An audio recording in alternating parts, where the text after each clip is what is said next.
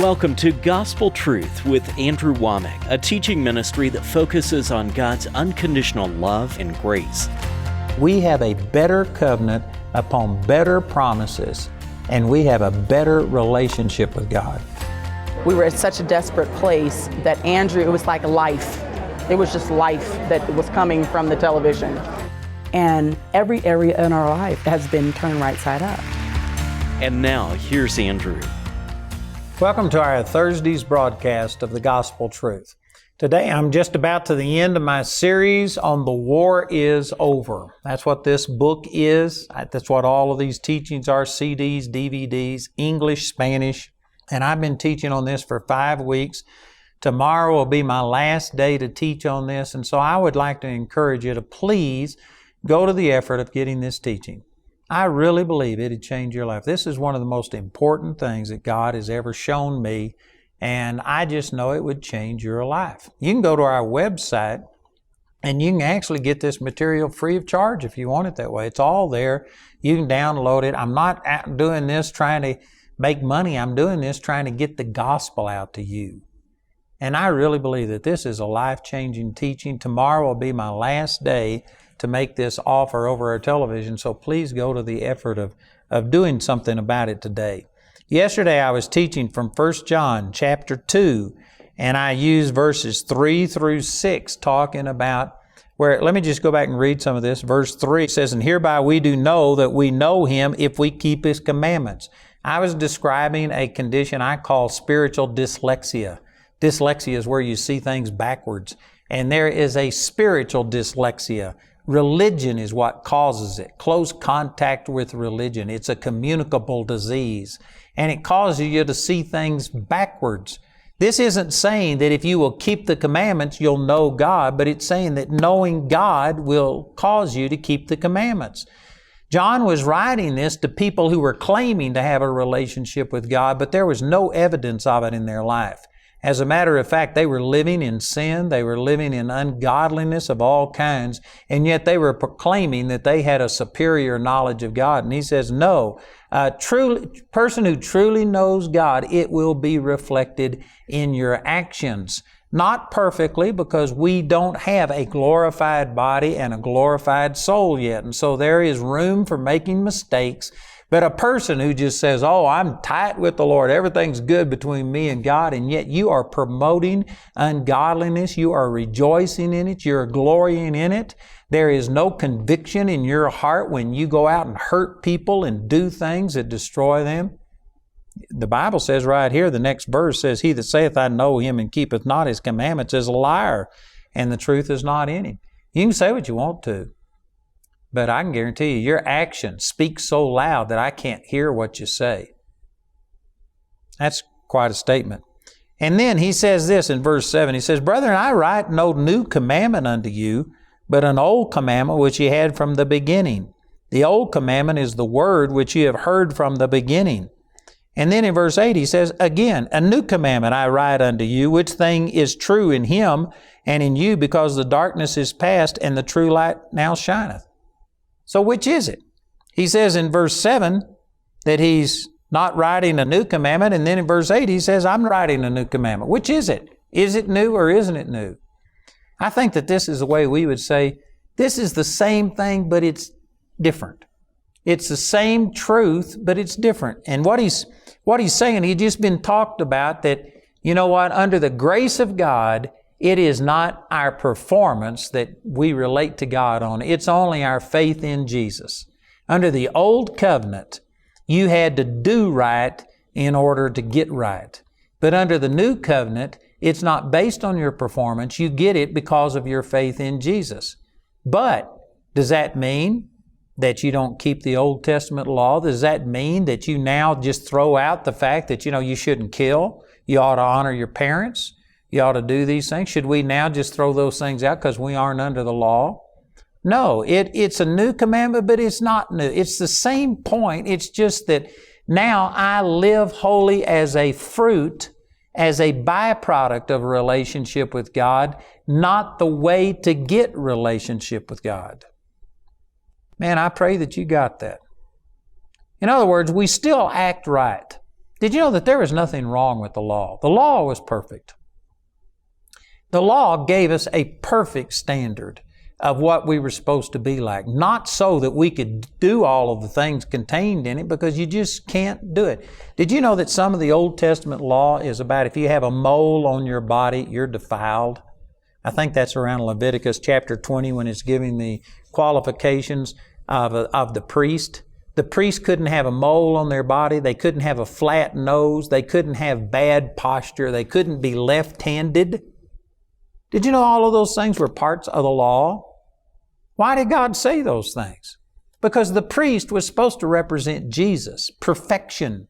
And it was giving us a standard of what perfection was. Under the new covenant, it says in Peter that we are now all kings and priests to the Lord. If you were to think that we are still living under the Old Testament law, then that would mean that if you have a mole on your body, if you have a flat nose, a crooked back, and things like this, you couldn't be saved. Why did God give those laws? Because for one thing, it was a picture of Jesus and He was perfection, but it wasn't so that you could go burn the moles off of your body, get plastic surgery and fix your nose. It was just showing you that if you think that you're good enough, if you think that somehow or another I owe you relationship because you live better than this person over there, I'll show you what my standard of perfection is. And He showed that God didn't create us with moles. That is a result of the fall. That is a negative thing that happened after imperfection entered into the earth. Flat noses, wrong posture, all of these things are wrong. Is God saying that because He hates people with moles? Is He saying it because He wants you to go burn the moles off of your body? No. But if you are going to trust that God is going to relate to you because you're worthy of it, because you deserve it, God just wanted to show you that no, you aren't worthy. No, you're imperfect. No, you've got moles. No, your posture isn't straight. He loves you, and He wouldn't have ever mentioned it except that we were promoting our own goodness and our own holiness. And so therefore God said, all right, let me show you what perfection is. And He gave us this standard that was so far beyond our ability to reach it that it was to make us despair of our self-righteousness, and we'd just throw ourselves on the mercy of God and ask for forgiveness. So He has written a new commandment. Now God relates to us by love, not based on performance. But in another sense, He hasn't really changed anything. It's the same as the old thing, except now it comes as a fruit and not the root of salvation. Let me turn over here to the book of Romans and make this same point. This is the Apostle Paul saying these same things. So in Romans chapter 6 and in verse 20, it says, when you were the servants of sin, you were free from righteousness. What fruit had ye then in those things whereof you are now ashamed? For the end of those things is death. Before we got born again, we were producing fruit that went along with being a lost person. You know why people sin? Because they're sinners. It's just natural. You know, it always amazes me. I go over to these people's houses. I've been over to people's houses that are friends of mine, and they have a dog. And then, you know, I remember one place I went over, this little dog got so excited, it just wet all over the entryway. And they were just so embarrassed. Oh, I can't believe it did this. And I said, hey, it's the dog in it. You know, you can put a bow in its hair and you can paint the toenails and you can get it all fixed up, but it's a dog. And that's the reason they act like a dog. They'll come up and stick their nose someplace that they don't have any business sticking their nose, and people, oh, I just can't believe my dog did that. But that's because they're a dog. You can dress them up and you can make them think that they're a member of the family, but they are a dog. I'm not a dog hater. I love dogs. I've had dogs, but I'm saying that the reason dogs act like that's because they are a dog. If you leave them by themselves, I guarantee you a dog will act like a dog. Now you can get them to modify their behavior around you to a degree, but they are a dog, and you leave them by themselves, they're going to act like a dog. The reason people act like a sinner is because they are a sinner. And that's what he's saying. What fruit had you then? Well, you had a lot of fruit. Before you got born again, you were acting like a sinner because that's who you were. But look at this in verse 22. It says, but now, being made free from sin and become servants to God, ye have your fruit unto holiness, and the end everlasting life. Now look at this. In verse 20 up here, he says, when you were the servants of sin, you were free from righteousness. The servants of sin here is talking about before you're born again, you were free from righteousness. Did this mean that a person who's not born again can't do anything that's good? You can't do anything that's righteous? No, that's not what this is saying. There are some people that don't know the Lord, and yet they're nice people. They treat other people nicely. They help people across the street. They do things. This is not saying that a person that doesn't know the Lord can't do anything good. But what it is saying is that that goodness that a lost man does doesn't change his nature. He is by nature a sinner, and your goodness can't make you good. But then in the 22nd verse, look at this. If you accept that point, then in the 22nd verse, the exact same terms are used, but now they're reversed. In verse 22, it says, but now being made free from sin, and you become servants to God, you have your fruit unto holiness, and the end to everlasting life. So look at this. Now it says you are servants to God. If in verse 20, servants to sin meant before you're born again, now in verse 22, servants to God is talking about after you are born again. And in the same way that in verse 20, before you were born again, you could do good things, but those good things wouldn't change your sinful nature. Now it's saying in verse 22 that if you are born again, you are made free from sin. That doesn't mean that a born-again person can't sin. All of us know by experience that that's wrong. We get mad, we lust, we do some things and stuff. A born-again person can sin, but what this is saying is that sin that you commit as a Christian doesn't change your righteous nature so that it becomes unholy any more than the good you committed before you were born again could change your sinful nature and make you holy. It's like a coin. A coin has two sides to it. If you're going to accept one side, if you're going to accept that your goodness can't change your sinful nature, then you have to flip that thing over and accept the opposite truth, and that is that your sin can't change your righteous nature once you've been born again. And notice it says here in the 22nd verse that you have your fruit unto holiness and the end to everlasting life. Holiness is a fruit and not a root of salvation. Man, that is huge. And this is exactly what 1 John is talking about. All of those verses that I've been dealing with for the last few days. It's just saying that when you truly are born again, there will be fruit that comes. You know, just like if you plant a plant, not every seed is going to produce like if you plant a tomato seed. Not every tomato seed is going to produce the exact same size, the exact same thing, but they will all be tomatoes. The fruit will be tomatoes. And likewise, if you've got the seed of God planted on the inside of you, there is a growth process in the Lord. Not everybody is going to be as fruitful as somebody else. The parable that Jesus gave in Mark chapter 4 showed that there were some 30, some 60, and some 100-fold return. And so there is a growth process, and we aren't all identical, but if you are truly born again, you should be producing the fruit of holiness that comes out of that. And there's a lot of people that will just sit there and they'll say, oh yeah, I'm born again and I have a relationship with God, and yet there is zero fruit of it. You know, I had a man come to me one time and he claimed to be a Christian. And anyway, I won't go into all the details, but he actually sang in gospel quartets. He was a leader in the Christian realm, but he was acting very, very ungodly. And I had talked to him about it, and anyway, he came around the corner one time, saw me, he started to walk away, but then he stopped and he came up and he said, Wommack, you don't think I'm saved, do you? And I said, you know, I don't know if you're saved. I said, that's between you and God. I can't evaluate whether you're saved, but I said, if I was a fruit inspector, there's not enough fruit in your life of being saved to convict you. If you were arrested for being a Christian, there wouldn't be enough evidence to convict you. And God used that to show this man that he didn't really have a right relationship with God, and he got born again and later on went on to be a pastor of a church. But I'm saying there's a lot of people that just think that they're Christian because of whatever. I've actually witnessed to people before and say, "Are you a Christian?" And they say, "Well, of course I am." And I say, why? What makes you think you're a Christian? And I've had them pull coins out of their pocket before and say, right here, it says, "In God we trust." You are not a Christian because you have a coin in your pocket that says, "In God we trust," or you have that printed on your currency in your wallet.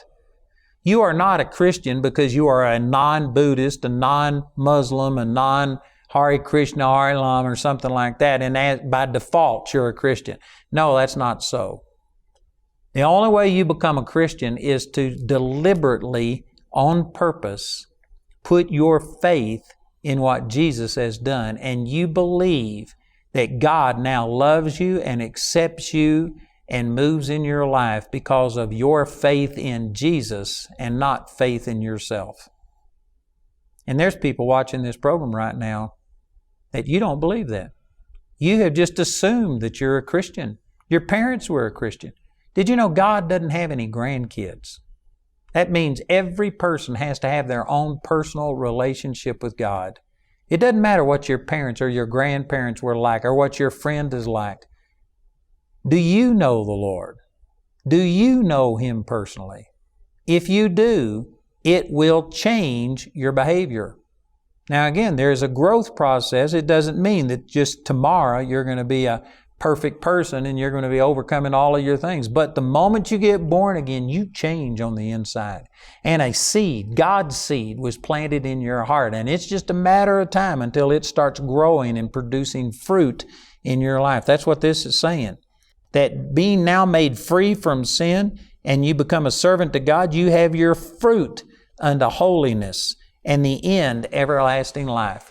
You will start seeing holiness reproduced in you. The things that you used to do where you were living in sin and enjoying living in sin, it will change. Your heart will change. And you will start producing fruit of holiness in your life. You know, I just know in my heart right now that there are people listening to me that you have just kind of accepted that you're a Christian, but you haven't truly made a commitment of your life to the Lord. You think, well, I go to church. Isn't that enough? No, that's not enough. Did you know sitting in a church won't make you a Christian any more than sitting in a garage would make you a car? If you're a car, you ought to get in a garage for your own protection. If you're a Christian, you ought to go to church. But going to church doesn't make you a Christian. Just accepting a certain standard of belief systems doesn't make you a Christian. It's all about a personal relationship with Jesus. Jesus paid for your sins, and He wants to change you at the heart level. That's what He said, that you must be born again. You were born into this physical world. You have to be born into a relationship with God. It's not just acknowledging God. The Bible says in James chapter 2 and verse 19, you believe that there's one God? You do well. The devils also believe and tremble. But won't you know, O vain man, that faith without works is dead? That is a really sarcastic statement. It's just basically saying, you believe that there's a God? Well, you hadn't done anything the devil hasn't done. The devil believes, and he even trembles at the name of God. It's not a matter of just acknowledging that He exists. It's a matter of committing your life to Him, submitting your life to Him, turning your life over. It says in Romans chapter 10, verse 9, if you will confess with your mouth the Lord Jesus and believe in your heart that God raised Him from the dead, you shall be saved. You have to make Jesus your Lord. That doesn't mean that you're promising that I'll never make another mistake, I'll never sin again, because you can't fulfill that. But you do have to be willing to give control of your life to Him. Now, He's gracious, and when we mess up, He's kind and gracious to us, and there's love and mercy from God. But a person who has never made Jesus their Lord, has never wanted Him to dominate and control them. They are just going to use Him as a fire insurance policy so that I won't go to hell, but I'll go to heaven. But while I'm here, I'm going to live like the devil. I'm going to enjoy whatever I want. Well, I doubt seriously that you've ever been born again. When you get born again, there is a change that's taken place, and that's what this is talking about. You are now made free from sin, and you have your fruit unto holiness. there is a change that takes place in your life. Christianity is a relationship with the Lord, not just a set of do's and don'ts, not just a dogma. Did you know that there's religions in this world? The Muslims, they have all of these doctrines. They pray 5 times a day. They go through all of these things, but they don't have a relationship. You know, I've had Mormons, I've had Jehovah's Witnesses and people like that come by my house, and they have doctrines and they can argue things with you. But you know what I do? Every time I turn it around to a relationship. And I start saying, man, I know that God is real because He's alive. He speaks to me, and I start telling them the things that He's done in my life, how He's touched me. And without exception, you can shut those people down because they don't have a relationship. They got a doctrine.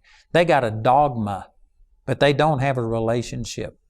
True Christianity is all about relationship with God, not just rules. It's a person. Salvation is a person. It's Jesus coming and living on the inside of you. And when that happens, He changes you. And there is fruit that happens. Again, we are in the process of growing, and it's not like automatic, instantaneous fruit, but there is a process that begins. And I know that there's people watching right now. I'm kind of off of where I was, and I believe that the Lord has led me over here to talk to some people that you profess yourself to be a Christian, but there is no real change in your heart. You haven't been born again. You aren't changed on your core level. You are trying to change your behavior. You're into behavior modification, and you're trying to adapt your performance to a certain set of rules. But that's not the way that true Christianity is. True Christianity isn't just changing your behavior out here, it's changing your heart. And once your heart changes, then your behavior changes as the byproduct of relationship with God, not the way to get relationship with God. There's a huge difference between those things. And I know that there's people watching this program right now that you know that there's a God. You believe that Jesus is the Son of God, but you've lived your life independent of Him. And God is speaking to you through me and telling you that you can have this relationship. It's just like that verse says, Romans 10:9. All you have to do is confess with your mouth that Jesus is your Lord. Mean it in your heart. It's not just magic. You don't just say the words, you mean it. The next verse says, for with the heart man believes, and with the mouth confession is made. You got to say it with your mouth, but mean it from your heart. And if you will do that and believe that Jesus rose from the dead, then you shall be saved. God will come on the inside of you, and you'll be a changed person. You know, we've got a number on your screen right there, and we've got people standing by right now that would love to pray with you. And if you have any questions, they can answer them, but they can pray with you. They can tell you exactly what you need to do to make this relationship with Jesus a reality in your life. So please call that number that you see on your screen. And if you don't know the Lord personally, just tell them that you want to pray with them and receive a personal relationship with Jesus. It will change your life.